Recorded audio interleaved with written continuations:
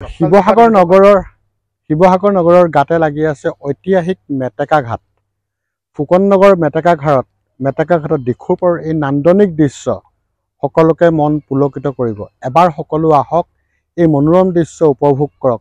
শাৰদীয় বতৰত এই মনোৰম দৃশ্যই সকলোকে হয়তো আপ্লুত কৰিব। এই চাওক ইমান ধুনীয়া দিখৌৰ কাষৰ এই সুন্দৰ দৃশ্যই আপোনাৰ মন জয় কৰিব। এই শাৰদীয় বতৰত, শাৰদীয়ৰ সময়ত শেৱালি ফুলাৰ বতৰ, কহুৱা লহপহ কৰি বাঢ়িছে।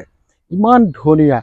ডক্টৰ ভূপেন হাজৰিকাই গীতটো কৈ গৈছে, এই কহুৱা বন অশান্ত মন, আপোনাৰ মনটো সঁচাকৈ ইয়াত বিলীন হৈ যাব, শান্তি উপভোগ কৰিব পাৰিব। আহকচোন এবাৰ আমাৰ এই সুন্দৰ ঐতিহাসিক মেটেকা ঘাটৰ এই অঞ্চললৈ প্ৰতিজন আহক। এডোখৰ সুন্দৰ পৰ্যটকৰ স্থলীৰূপে পৰিণত হৈছে।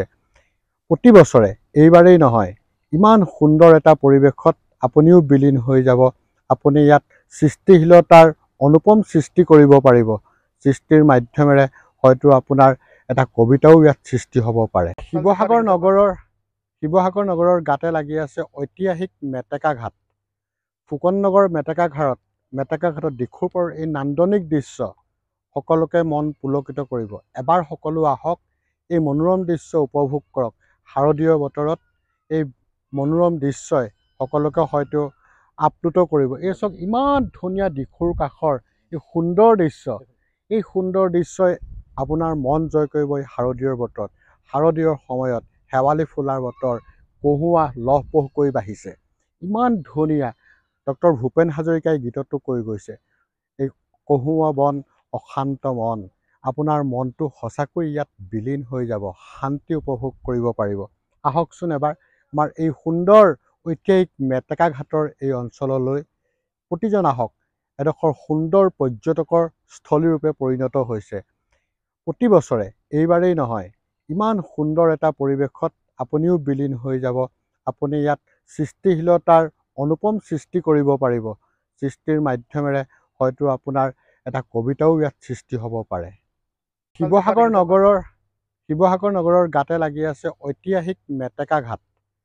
ফুকন নগৰ মেটেকা ঘাটত দিখৌপৰ এই নান্দনিক দৃশ্য সকলোকে মন পুলকিত কৰিব। এবাৰ সকলো আহক এই মনোৰম দৃশ্য উপভোগ কৰক।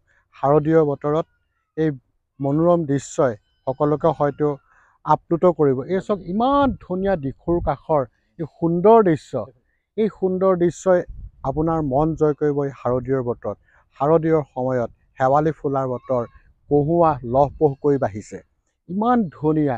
ডক্টৰ ভূপেন হাজৰিকাই গীতটো কৈ গৈছে, এই কহুৱা বন অশান্ত মন, আপোনাৰ মনটো সঁচাকৈ ইয়াত বিলীন হৈ যাব, শান্তি উপভোগ কৰিব পাৰিব। আহকচোন এবাৰ আমাৰ এই সুন্দৰ ঐতিহাসিক মেটেকা ঘাটৰ এই অঞ্চললৈ প্ৰতিজন আহক। এডোখৰ সুন্দৰ পৰ্যটকৰ স্থলীৰূপে পৰিণত হৈছে।